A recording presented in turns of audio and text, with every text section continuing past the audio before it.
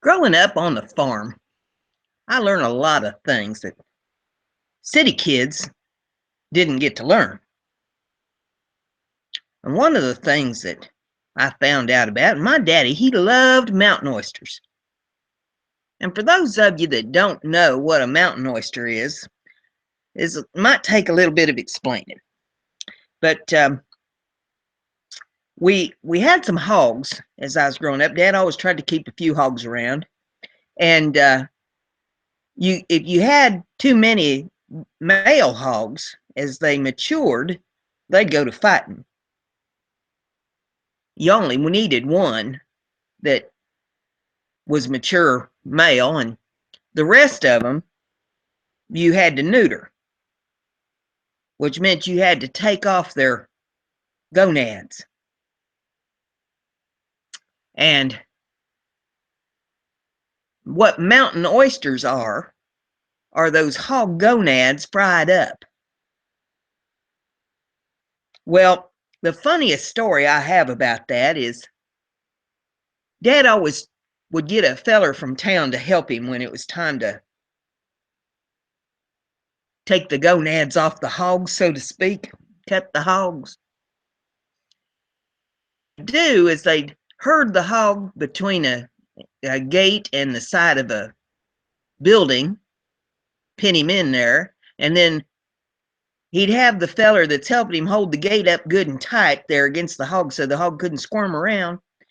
And then the boy would reach over the gate and hold the hog's hind legs up in the air.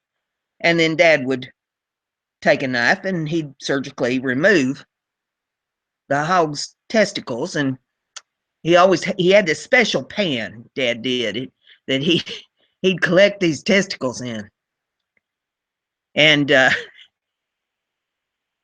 I remember this one time he had this new feller helping him out down there at the barn, and I was working around out there doing something, and they was cutting them hogs, and that boy he didn't seem to be able to get the hang of hanging on them hogs, because when you grab their hind legs, hold them up in the air, and that hog's trying to squirm loose there, you had to hang tight.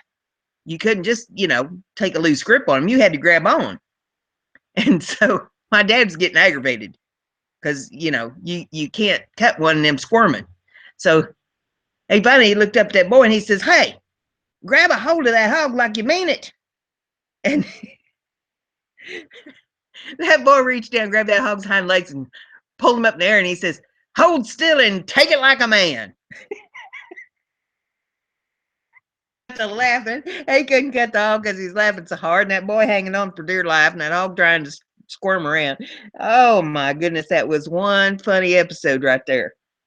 But Dad, he loved them mountain oysters, and once a year when you was cutting the hogs, and so any other time of year, if he got hungry for them, he had to find some place where he could get them. Well, he found this restaurant that was down in Lexington, Kentucky. It was about a, I don't know, 3-hour drive, I guess, from the house to get down there. And so every once in a while on a Sunday, we'd have a road trip and go down there to that restaurant in Lexington, Kentucky. And Daddy'd get him some mountain oysters, and then we'd go down to the tracks there in Lexington. Boy, that was some pretty country down in there. We get to see all them pretty race horses and all the pretty grounds down there around the track.